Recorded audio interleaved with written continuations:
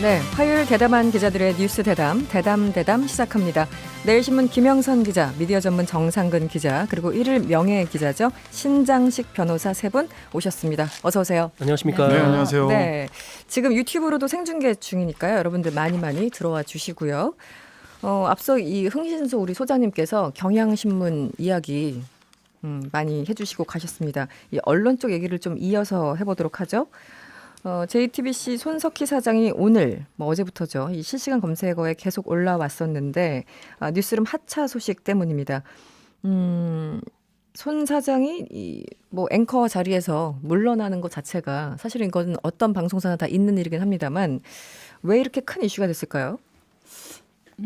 일단 손석희 사장이라는 인물 자체가 워낙 주목도가 높으신 분이니까. 그렇죠. 예, 언론계에 계시는 뿐만이 아니라 대한민국 국민을 모르는 사람이 없을 거의 없죠. 정도로 네. 주목도가 굉장히 높으신 분이고, 저도 언뜻 기억나는 게 20여 년 전이었던 것 같은데 제 네. 수습 기자 갓 됐을 때 그 네. 인터뷰를 한 적이 있어요. 네. 예, 바들바들 떨면서 인터뷰를 했던 기억이 납니다. 아, 그래요? 언론계 대선배님이셔가지고 네. 아무튼 언론계의 거목, 레전드 이런 수식어가 어색하지 않으신 분이 하차를 하신다고 하니까, 특히나 전혀 어떤 소문이나 이런 게 돌지도 않았는데 갑자기 소식이 갑작스럽게 나와서. 하차를 하신다고 하니까 JTBC 구성원들부터 다른 국민들까지 굉장히 관심을 둘 수밖에 없는 상황이 아니었나 싶습니다.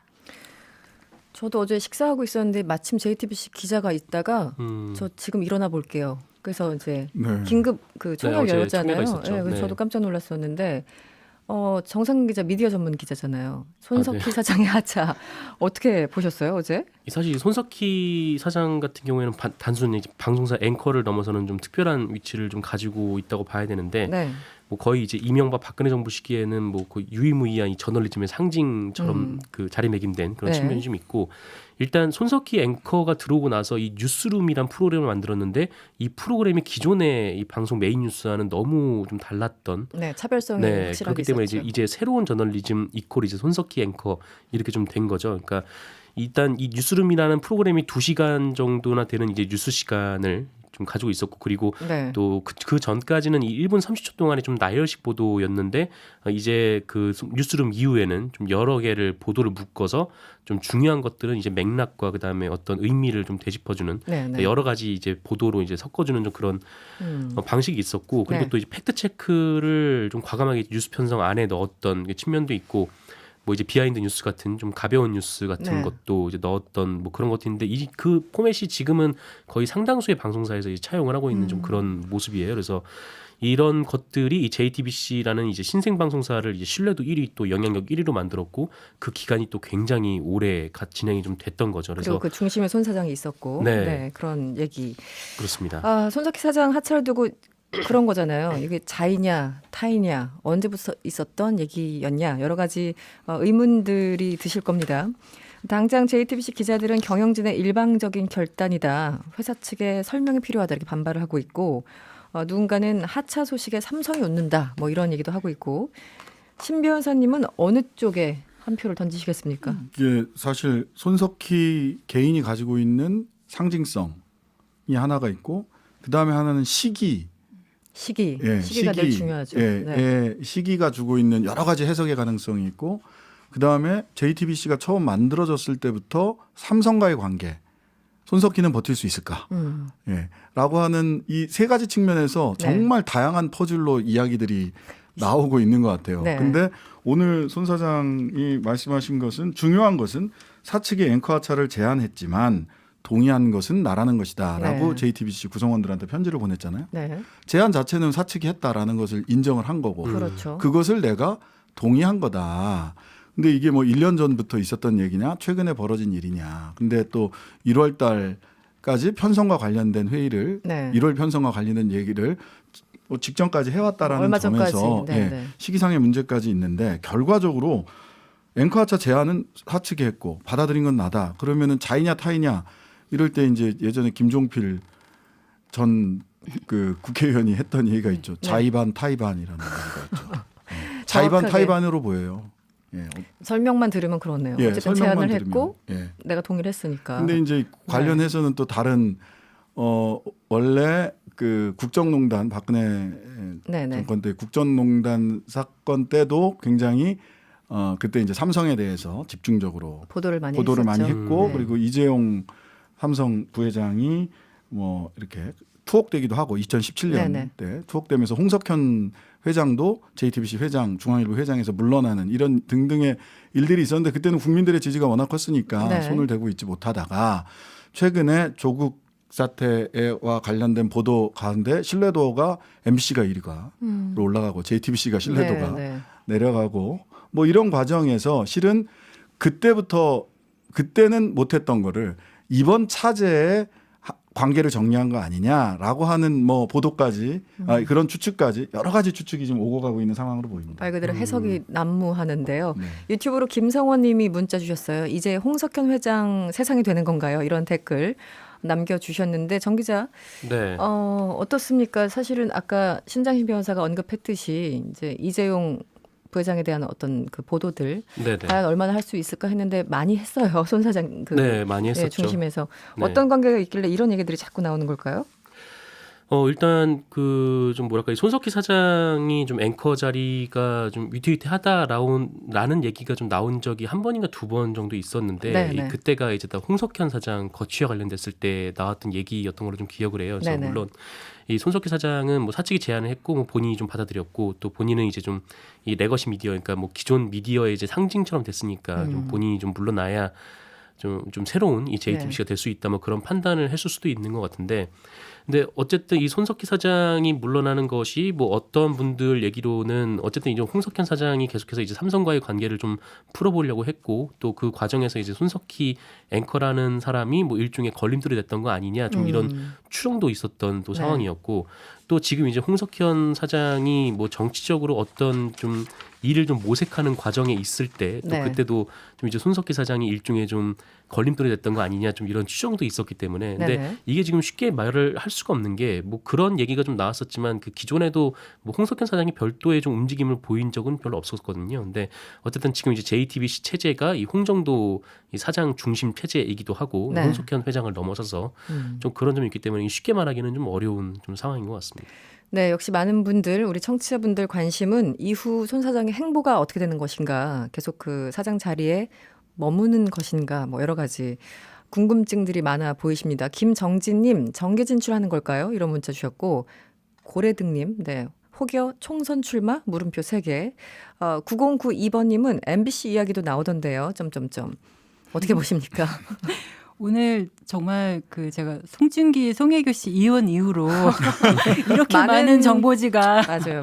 정보지가 돌아다니는 거 진짜. 처음일 정도로 이렇게 셀럽이셨구나 하는 생각을 다시 한번 했는데 네. 아무튼 그 정보지에서 이제 추측을 하는 거죠. 추측을 남발하는 거는 어쨌든 가장 많이 추측을 한 것은 친정으로 돌아가실 거다. MBC로 가실 것이다. 네. 그 외에 뭐 총선 출마 이야기는 뭐 항상 나왔던 거니까. 늘 나왔죠. 네. 예, 그거 나는데 아무튼 다들 뭐 여러분들이 많이 얘기하시듯이 MBC 설이 가장 유력하지 않겠냐라고들 생각을 했는데 손 사장께서 네. 편지를 보내셔서 이제 차단을 하시긴 하셨죠. 네네. 근데 하지만 그, 좀 더 예. 두고 봐야 할 부분이 아닌가. 얘기가 좀 묘했던 게 뭐 안 간다라는 표현보다는 네. 그 불러주는 곳이 없었다라는 표현을 썼었어요. 이 손 사장의 편지에서. 어쨌든 뭐 그런 점이 좀 네. 왜 그런 표현을 썼을까라는 뭔가 생각이 여지를 좀 들긴 남기고 하고. 불러주기만 하면.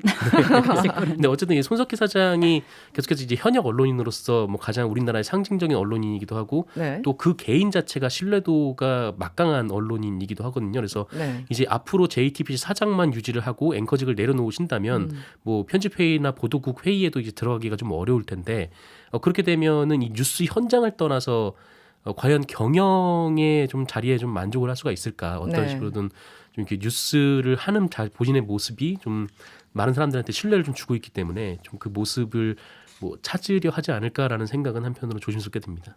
네, 정확히 손 사장은 그 자사 기자들한테 이제 편지를 보내서 타사 이적설도 도는데 나는 제안 받은 바 없다 이런 얘기를 했어요. 신 변호사님 뭐 덧붙이실 말씀? 아니 뭐 저는 손 사장님 보면 항상 네. 떠오르는 거는 손석희 사장님과 돌아가신 노회찬 대표와 박원순 시장이 동갑이라는 것이 네. 미스테리다. 지금까지 미스테리죠. 네. 알겠습니다. 이런 말씀 하실 줄 꿈에도 생각 못했는데. 알겠습니다. 잠시 광고 듣고 돌아오겠습니다. 네, 김영선 기자, 정상근 기자, 그리고 신장식 변호사와 대담 이어가고 있습니다. 이동건 님이 저희 앞에 토크 들으시고 문자 주셨어요. 승원 님이 손석희 사장께 제안하세요. 뭘 제안하면 되는 걸까요? 네, 옵션이 다양해서 알겠습니다. 저희가 그 언론 얘기를 오늘 좀 하다 보니까 많이 하게 되네요. 어제 몇몇 언론이, 일부 언론이 미국 국방부가 가상의 북한 고위 관계자를 참수하는 작전 훈련 영상을 공개했다. 굉장히 이례적이다. 대대적으로 보도를 했습니다. 오늘 그런데 거기에 대해서 이 사실이 아니다. 그리고 훈련의 성격이 잘못 전달됐다. 이런 다른 보도가 나왔어요. 정상근 기자 먼저 정리를 좀 간단히 해주시죠. 네, 뭐 몇몇 언론이 이런 보도를 했지만 사실 조선일보가 단독 보도를 처음에. 했고, 예, 그거에 네. 대해서 이제 다른 언론들이 일종의 이제 받아쓰기를 한 걸로 보이는데 이 조선일보 보도 내용이 뭐였냐면은 이 주한 미 특수전사령부가 우리 특전대원들과 함께 네. 이 북한군의 기지를 습격해서 이 가상의 요인을 생포하는 이른바 이제 참수작전 훈련을 했다. 네. 네, 이런 보도였습니다. 근데 네. 뭐 이 보도를 쭉 하면서 뭐 특별히 뭐 취재원이 드러나 있지는 않은 좀 그런 상태였는데 네. 어쨌거나 여기에 대해서 이제 미국 국방부가 사실이 아니다라고 이제 부인을 했어요. 이제 네. 사실이 아니다라고 부인을 하면서 뭐 이런 좀 얘기가 보도는 잘못됐을 뿐만 아니라 또 매우 무책임한 것도 위험하다 이렇게 네. 좀 우리 언론을 또 질타를 하기도 했습니다. 이게 이 성격을 보더라도 납치된 누군가 요인을 구출하는 것과 참수 작전은 완전히 다른 세계의 얘기잖아요. 그런데 사실 북한 쪽 그 보도를 보면은 굉장히 좀 자극적인 것 혹은 확인되지 않는 내용들이 굉장히 늘 많은 것 같아요. 어떻게 보였어요, 김영선 기자? 사실 대부분의 언론들이 많이 받아 쓴 상황인데. 네, 이 네. 제목 자체가 워낙 그 자극적이어서 이거 도대체 어디서 나온 보도지? 그러니까 네. 이 취재원이 도대체 음. 어느 출처인지를 알고 싶어서 아마 자세히 읽어보신 분들이 계실 것 같은데 그렇죠. 사실은 내용상으로 팩트가 있다면 그 공동훈련 사진을 홈피에 올렸다는 네. 것 말고는 다른 팩트는 거의 없고 뭐 다 알려졌다. 그러니까 뭐 해석된다 뭐 이런 겁니까? 그렇습니다. 다 네네. 그렇게 돼 있어서 야 이거 참 너무 좀 악의적인 거 아닌가라고 네네. 느낄 만한 상황이었던 것 같고요. 지금 보니까 크리스마스 선물이죠. 북한이. 북한의 크리스마스 네. 선물. 그것 때문에 지금 그 통일부 이 기자들은 지금 크리스마스도 못 즐기고 맞아요. 긴장감을 굉장히. 높아지고 있는 상황이던데 이런 때 항상 이런 보도를 꼭 이때만은 아니었던 것 같고요. 기존에도 항상 긴장감이 남북 간에 이런 긴장감이 있을 때마다 네네. 뭔가 굉장히 북한을 자극하거나 남한을 굉장히 위축시키는 그런 네. 식의 보도가 있었던 것 같아서 이건 좀 아니지 않나. 그러니까 이게 알고도 그렇게 쓴 건지 사실이 아닌데도 불구하고 그런 식으로 자극적으로 쓴 건지 네. 실제로 무슨 구출 작전인 줄 알면서도 그런 식으로 썼다라고까지 보고 싶진 않아요. 오해했을 수도 있는데 오해를 할 때도 특정한 방향으로 오해를 하잖아요. 그러니까 네. 행복회로가 뇌피셜 내지는 행복회로가 그쪽으로 돌아가는 거죠. 사실 한반도에서 지금 북미 간의 긴장 관계가 높아지고 하는 것에 대해서 국민들은 다 불안해하는데 누군가는 고소해하고 있는 것 같아요. 봐라, 내가 그럴 줄 알았잖아. 그럴 거라고 얘기했잖아. 뭐 그러면은 충격과 공포의 시대로 다시 돌아가자는 것인지 이런 식의 행복회로를 자기 머릿속에서만 열심히 돌리는 거는 네.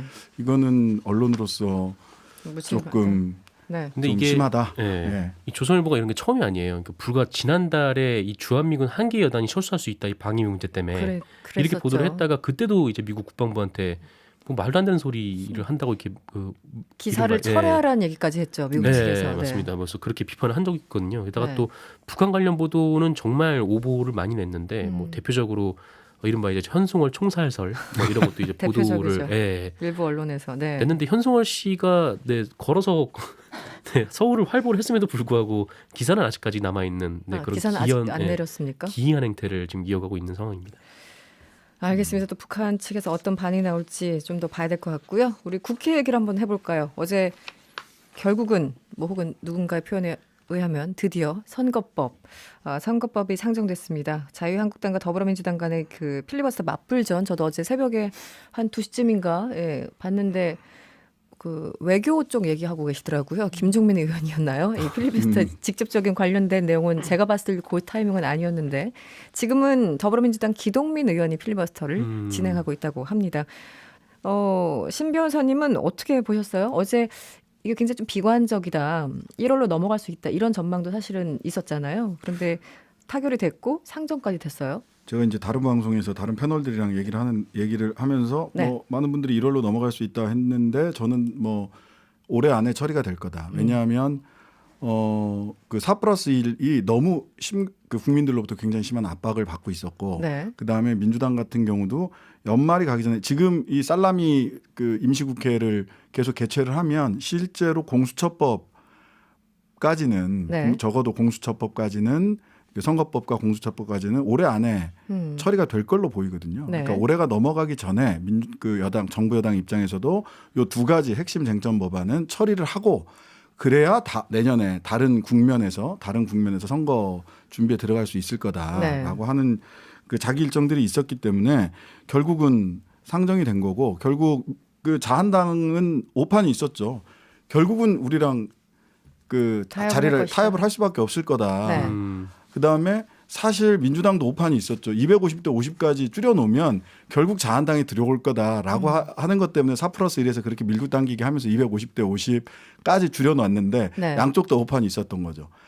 결국은 자한당은 안 들어왔고 네. 또 협상 없이 올라가게 된 이런 양쪽 다 좀 큰 오판은 있었지만 결과적으로 드디어 올라가게 된 상황입니다. 예. 기본적으로 지역과 비례 의석수는 뭐 변동이 없어요. 뭐 네. 준연동제를 도입한다는 것 자체만으로 굉장히 의미를 부여하려는 그런 모습인데요.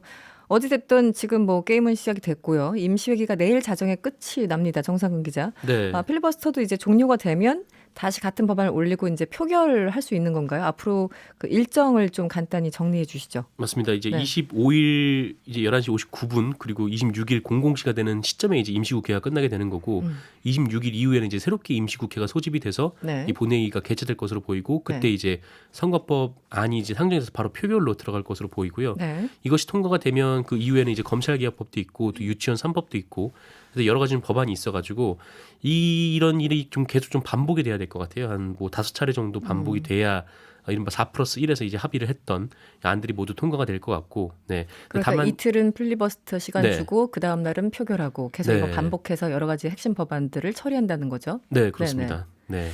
그 일단 이 필리버스터를 어제 뭐 25일 자정까지 하기로 했잖아요. 일각에서는 왜 이렇게 길게 하냐. 일단 그 문희상 의장이 굉장히 고통과 피로감을 호소한다고 하면서 어떤 그 물리적인 얘기도 하지만 한쪽에서는 그럼 크리스마스까지 계속 저 사람들은 필리버스터를 해야 되는데 너무 야박해 보인다.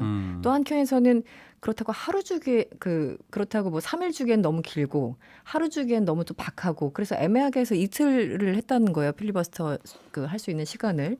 이 회기 이 기간 가지고도 여러 가지 말들이 있는데 신장식 변호사님은 어떻게 보십니까? 아니 뭐 하루도 야박하고 이틀도 야박하고 3일은 길면 이틀로 타협하는 수밖에 없는 거 아닌가 싶고요. 뭐 그다음에 보는 관점에 따라 다르죠. 예, 그다음에 3일 전에 임시국회 소집을 하려면 3일 전에 소집 요구를 해야 돼요. 네네네. 이제 그런 것까지를 고려를 해서 이틀 정도로 자른 게 아닌가. 날짜를 싶은 생각이 들어요. 근데 오늘하고 내일까지 계속 좀 필리버스터 하시는 분들은 참 제가 보기에도 안타깝더라고요. 네, 굉장히 피로감이 높을 텐데 양쪽 다 필리버스터를 마찬가지죠. 주 52시간으로 제한을 해야 되는. 자를 수도 네. 없고. 네, 그나저나 그 선거법 개정안이 제가 조금 전에 말씀드린 대로 그 기본적인 의석수는 똑같잖아요. 이러려고 계속 그렇게 싸운 것인가 좀 허탈해하시는 분들이 있어요. 그렇죠. 어떻게 보십니까? 실은 뭐 바나나 우유인 줄 알았더니 바나나 맛 우유였던 적이 있는데 이게 연동형 비례대표제인 줄 알았더니 결과적으로 보면 연동 맛 비례대표제 내지는 연동향 비례대표제 정도 된 것 같아요. 네, 네, 30% 네네. 그러니까 50%라고 하지만 30개 캡이 씌워져 있기 그렇죠. 때문에 실질적으로 작동하는 건 한 약 연동률이 30% 정도 네네. 그게 되는 그러시죠. 걸로 네네. 보여요. 근데 이제 이게 원래는 그 225대 75 내지는 선관위에서 얘기했던 200대 100 정도로 했으면 사실은 꼼수 그 비례자한당 얘기도 안 나왔을 건데 네네. 이게 오히려 줄어들고 나니까 지역구에서 의석수 많은 정당들한테는 다른 생각을 할 수 있는 여지를 열어줬던 거죠. 그래서 원래 이제 원칙에서 후퇴하다 보니까 생긴 그 맹점, 그 빈자리가 있기는 한데요. 네.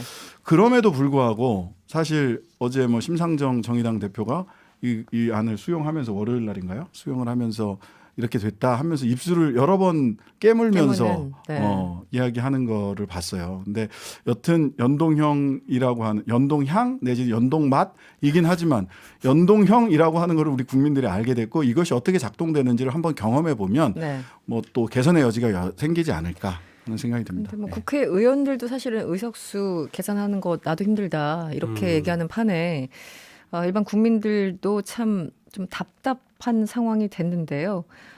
지금 이렇게 얘기를 하다 보니까 심재철 자유한국당 원내대표는 이제 이런 얘기를 합니다. 문희상 의장에 대해서 굉장히 비판적인 목소리를 보이면서 여당 하명을 받아서 그대로 따라했다. 부끄러운 모습을 보였다. 그러면서 형사고발, 직무정지 가처분 신청, 국회의장 탄핵조항 신설 추진 등 여러 가지 조치를 검토할 것이다. 이렇게 엄포를 놓고 있어요. 어떻게 보셨습니까? 네.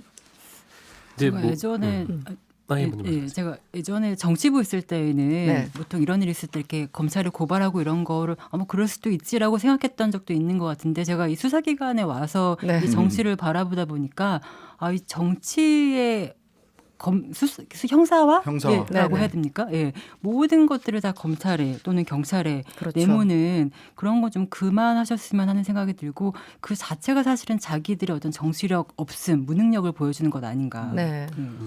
그 이번에도- 여의도의를 서초동으로 가져가서는 안 돼요. 사실은 정치의 책무와 의무가 있는 건데.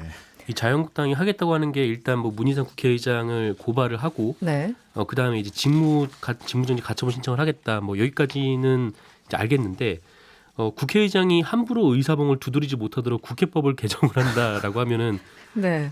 그러면 국회의장은 언제 국회법을 두드려야 하는가? 함부로 두드리지 말고 조심스럽게 두드리시면 됩니다. 누군가의 허락을 받으라는 건데 네. 이게 참 애매하지 이게 않습니까? 나중에 자유한국당이 다수당이 돼서 국회의장을 네. 차지하게 되면 이 굉장히 사실상 국회가 아무것도 하지 못하는 법안이 될 텐데 이런 거는 한번 좀 더 신중히 한번 고민을 해보셨으면 하는 이게 좋겠다는 생각이 듭니다. 다양한 조치라고 하는데 실은 심재철 원내대표가 뭐 등등등 다양한 조치라고 했는데 다양하고 무용한 조치입니다. 지금 무용한 아무런 이 실리가 없어요. 그냥 정치적 언사죠. 네. 뭔가 범죄를 저지른 것 같다. 같은 그런 얘기를 하기 위해서 형사 고발, 직무정지 가처분 이런 거 얘기하지만 지금의 의안 처리에 아무런 지장을 줄 수 있는 조치가 아니죠. 네. 보면. 예전에 테러 방지법 때는 그 정의화 당시 국회의장, 그러니까 새누리당 출신이죠. 네. 또 그분을 향해서 굉장히 욕을 하던 또 모습과 지금 이 부분 이제 여야 공수가 바뀌면서 이제 다른 입장에서 과거의 상대들이 했던 얘기를 하고 있어요. 그 3년 전 영상을 잠시 봤는데 지금 여당이 하는 것과 혹은 지금 야당이 하는 것과 거의 같은 수준의 얘기를 하고 있더라고요. 참 흥미롭다는 생각이 들었는데 반복될 것 같습니다. 그나저나 황교안 대표가 병원에 입원했습니다. 앞으로 어떻게 되는 겁니까? 한국당은? 심재철 원내대표가 진두지휘 하는 건가요? 어떻게 보세요? 일단 생각할 시간이 필요하셨던 게 아닌가 필요하다기보다는 네네. 공식적으로는 네. 피로 누적이고 네. 건강 문제지만 네.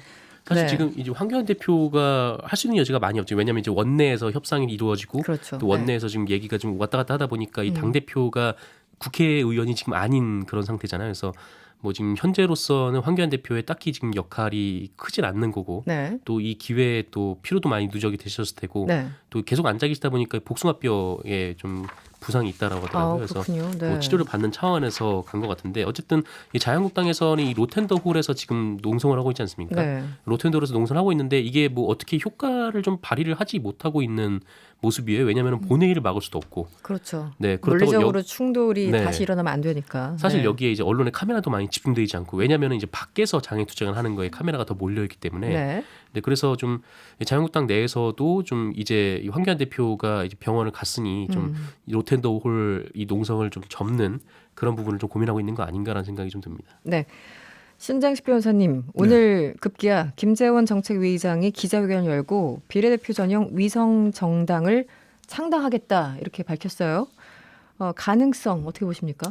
일단 그 현행 정당법상 형식상의 등록 요건을 갖추면 즉 5개 광역시도에 네. 각 1,000명씩의 당원, 5,000명의 당원, 중앙당이 있고 이러면 접수는 가능해요. 네. 오히려 접수를 거부할 수 없다 이렇게 돼 있기 때문에 네. 접수는 가능하다. 네, 네. 근데 현실적으로 이게 창당에 이를 수 있느냐? 이게 2월 달까지 이번 선거에 들어가려면요. 2월 달까지 창당을 해야 되는데. 네. 근데 그래서 이제 의원을 꿔주자 이런 얘기를 하잖아요. 근데 네.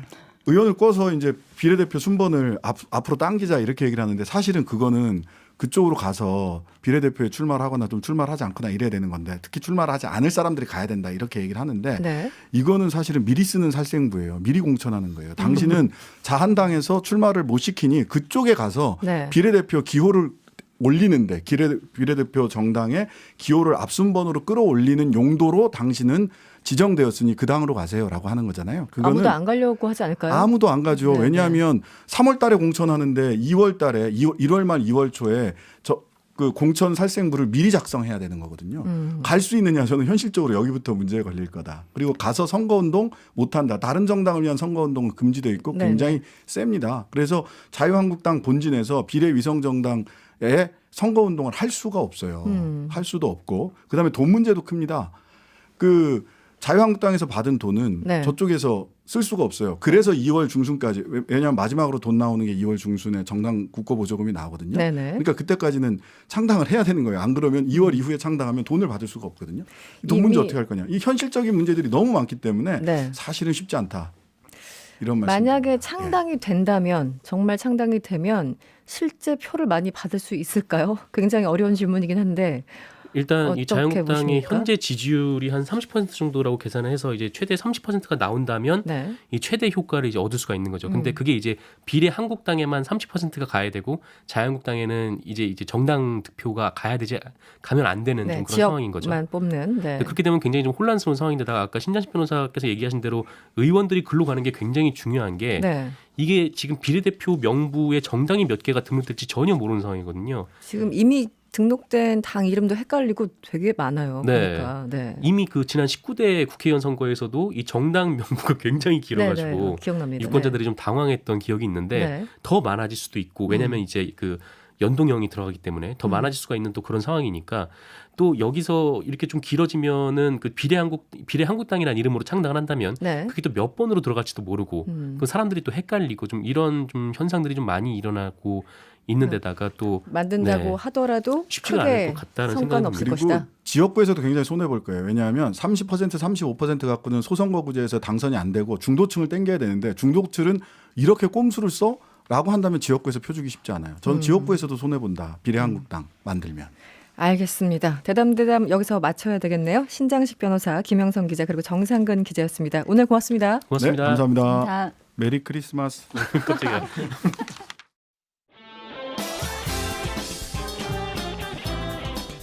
여러분의 퇴근길을 꽉 채워드립니다. 평일 저녁 6시 5분 이승원의 세계는 그리고 우리는